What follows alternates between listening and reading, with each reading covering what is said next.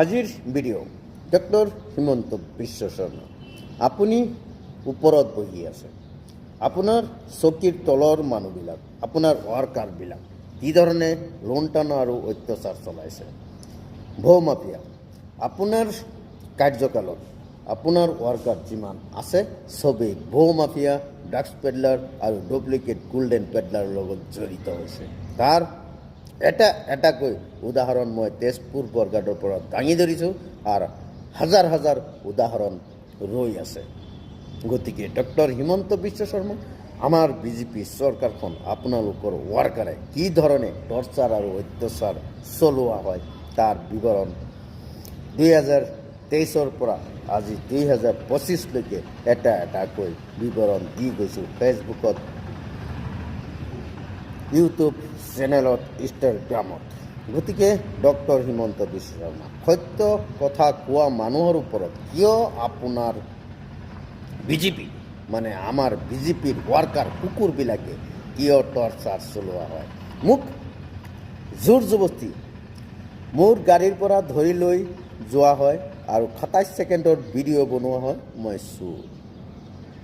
মই চুৰ ধৰা মানুহ হয়, মই চুৰ কৰা মানুহ নহয়। সিহঁতে এই 292 দাগ নম্বৰ মাটিৰ পৰা হটাবলৈ মোক কি ধৰণে অত্যাচাৰ চলোৱা হৈছে তাৰ চবুত কোৰ্টলৈকে দিয়া হৈছে যদিও কোৰ্টখন এতিয়া দালালত পৰিণত হৈছে। তেজপুৰ কোৰ্ট আচলতে এতিয়া কোৰ্ট হৈ থকা নাই। ইহঁতে গোল্ডেন পেডলাৰ আৰু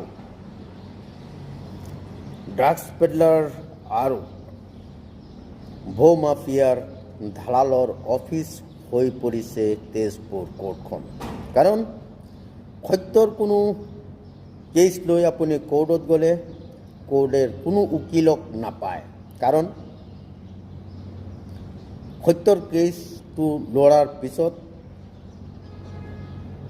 সিহঁতে টকা ইমান নাপায়, কিন্তু বিৰোধী পাৰ্টীয়ে লাখ লাখ টকা দি উকিল কিনি কোৰ্টৰ সহায়ত সিহঁতে আৰু ডাঙৰ অপৰাধী কৰি গৈ আছে, কৰা হৈ আছে।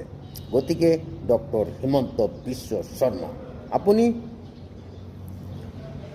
আপুনি যিখন চকীত বহিছে সেইখন চকীৰ ৱাৰ্কাৰ যিবিলাক আছে আচলতে ভেৰনীয়া কুকুৰ হয়। এতিয়া প্ৰশ্নবিধক চিন, আপোনাৰ ভাই SP হৈ আহিছিলে আমাৰ তেজপুৰ SP অফিচত। আপোনাৰ ভাইক